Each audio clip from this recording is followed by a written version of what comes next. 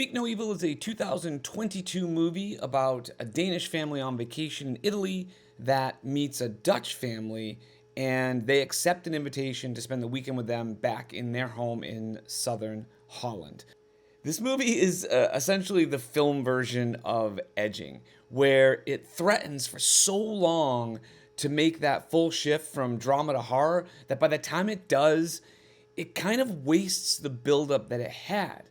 Now, this is a little bit of a concerning trend that I've noticed lately in horror films where films kind of become just essentially a two-act play or a long short film, in other words.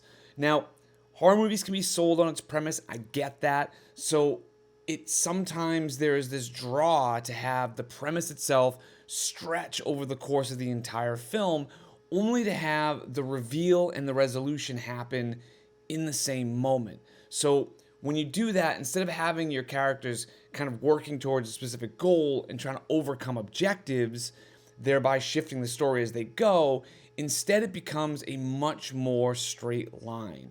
So in this style, more and more things just kind of happen along the same course, and it builds and builds until that final reveal, and then it's over. This is something that is generally more at home with short films, where with traditionally features, there's more choices the characters make to disrupt that straight line where possible and curve the overall story.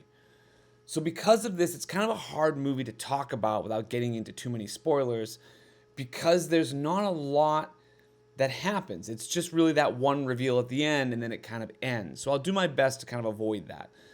The movie itself centers around this Danish couple, Bjorn, Louise, and their daughter, Agnes, who, while on vacation in Italy, meet Patrick, Karen, and their son, Abel.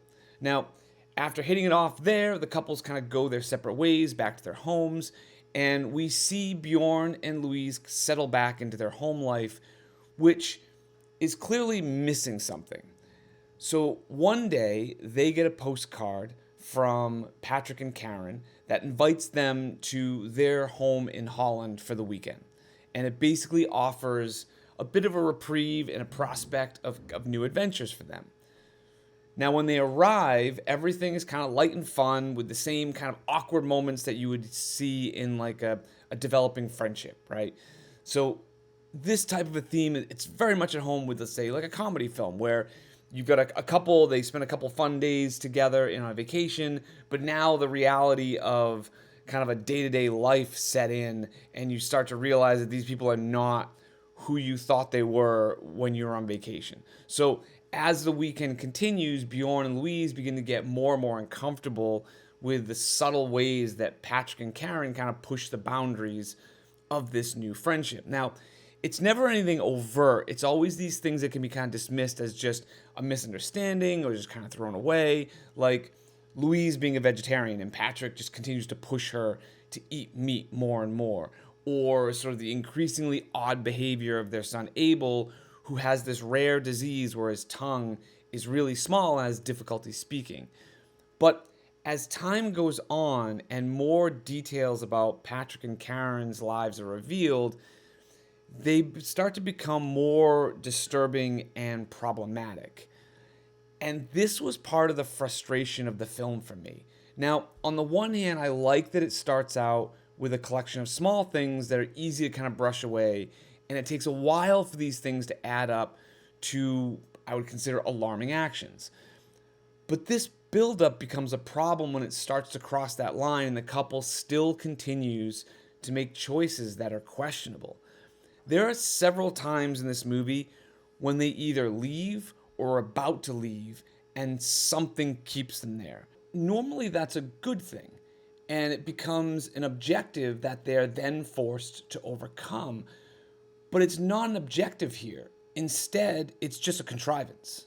Like at one point, they've had enough and they decide we're gonna leave.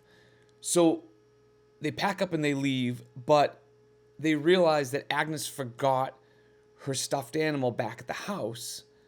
They actually turn around and go back, which kind of brings them back into that situation.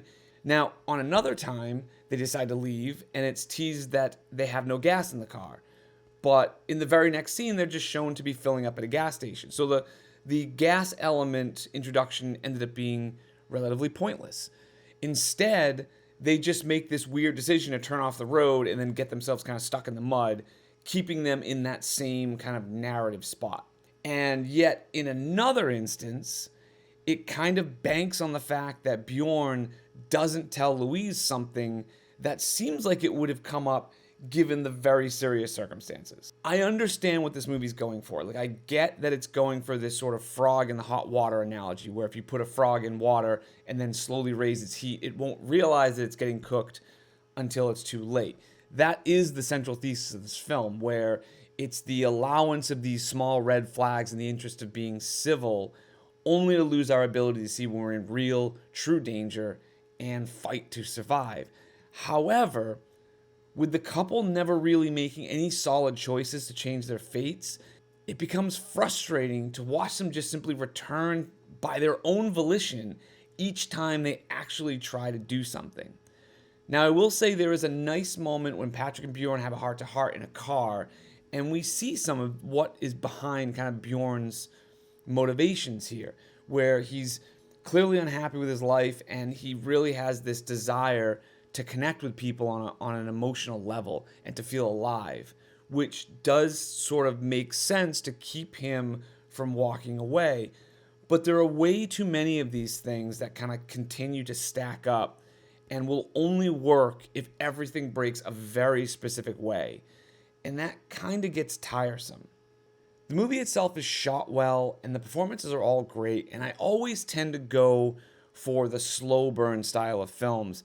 But this movie seems a lot longer than it really is. It's 97 minutes long, but I would have guessed it was over 2 hours. And this is a result of hitting that same narrative beat over and over again for such a majority of the runtime.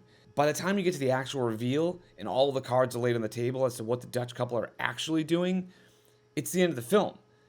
And so it just left me feeling a little bit like, oh, that's the end? Honestly, this movie could have used an entirely additional act after the ending of this film. I'd give this movie a C, but let me know what you think.